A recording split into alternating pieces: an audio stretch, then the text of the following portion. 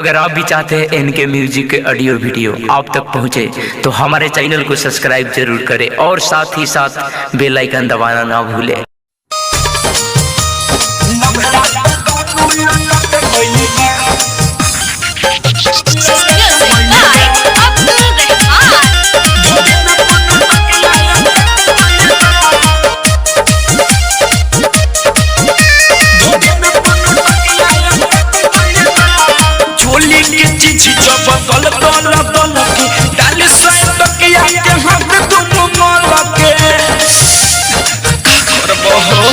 चोली के चीज जब दल दल की डाल साए तकिया के हाथ दोनों मलकी फेंके जब खुदरा छटक गइल बा फेंके जब खुदरा छटक गइल बा आदेला भला पर दोनों लटक गइल बा ढोड़ी में पनटकिया अटक गइल बा लभला पतुनु लटक गइल बा ढोड़ी में पनटकिया अटक गइल बा लभला पतुनु लटक गइल बा ढोड़ी में पनटकिया अटक गइल बा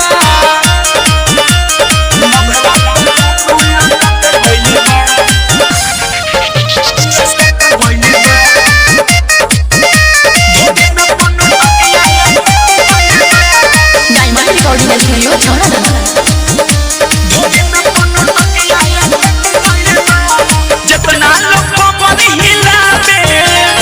उतने सब पैसा लुटावे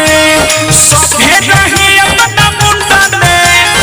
आके बदन सुघरावे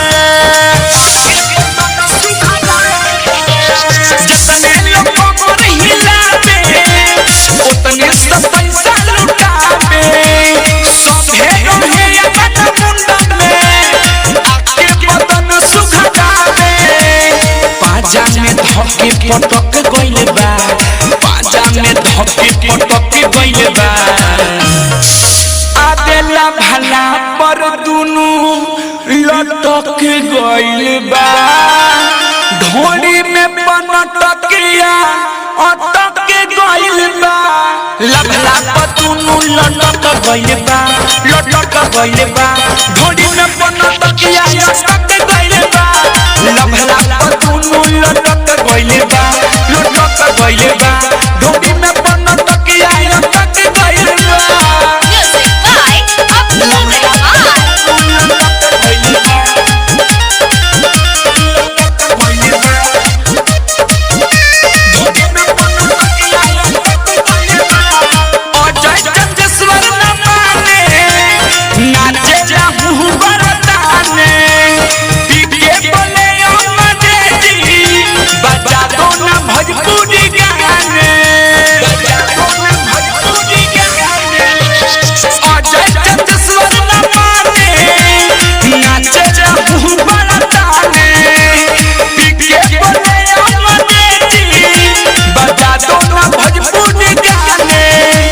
पदिलवा खटक गइल बा अलबेला पदिलवा खटक गइल बा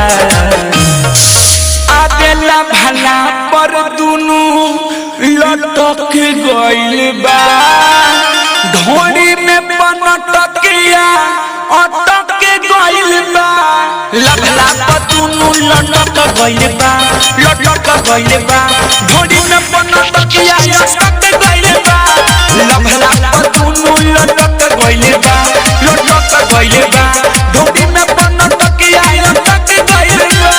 चोली के चीज जब दल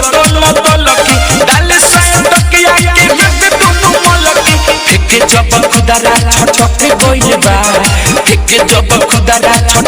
गइल बा आदेला भला पर दुनु लटक गइल बा ढोड़ी में पनटकिया अटक गइल बा लभला पतुनु लटक गइल बा ढोड़ी में पनटकिया अटक गइल बा लभला पतुनु लटक गइल बा